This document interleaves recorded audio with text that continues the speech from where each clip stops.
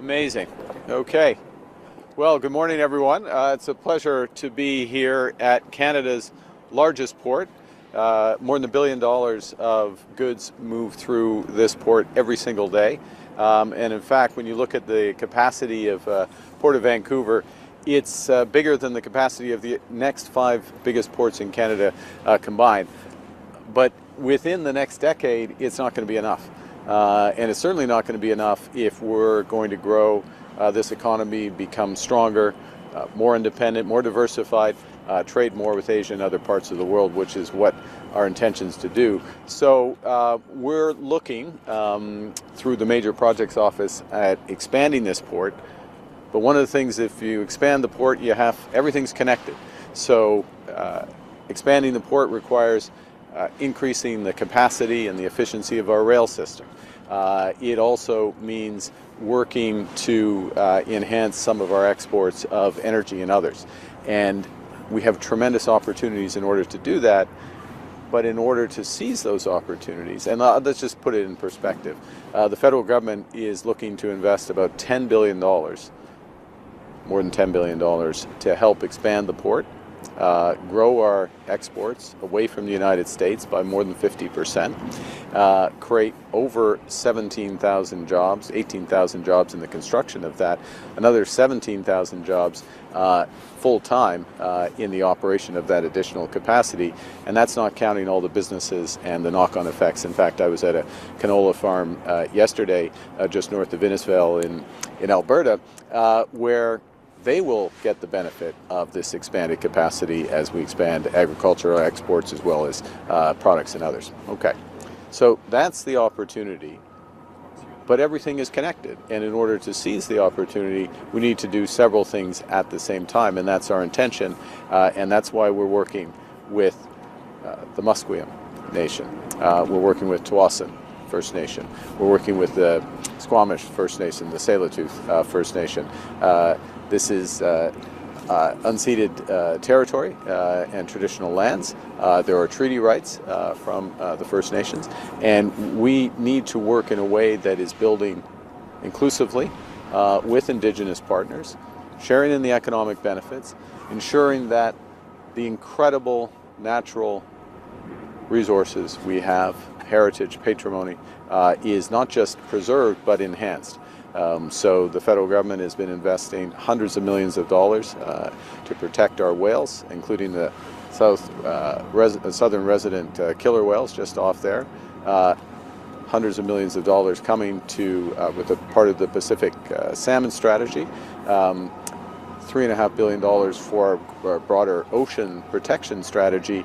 But as important is working directly with First Nations who are managing these habitats, respecting their traditional rights, and creating economic opportunity for them. So that means housing. That means fully participating in the expansions here. It also means developing new ways of the partnerships between us. And I'd like to thank Chief Laura Cassidy of the Tsawwassen First Nation for being here. We can see her home. We can see Tsawwassen if you look over your shoulders just there. And I'd also like to thank Chief Wayne Sparrow of the Musqueam for being here. And of course, full respect to the other leaders of the other First Nations that we've been meeting with in discussions of how to move this forward together. It is a tremendous opportunity to build Canada strong, to build Canada sustainable, to make our country more independent, more resilient, and to do it in the right way, to do it inclusively, to do it in solidarity with those workers over there, creating good union jobs, tens of thousands of good union jobs, not just here but across the country.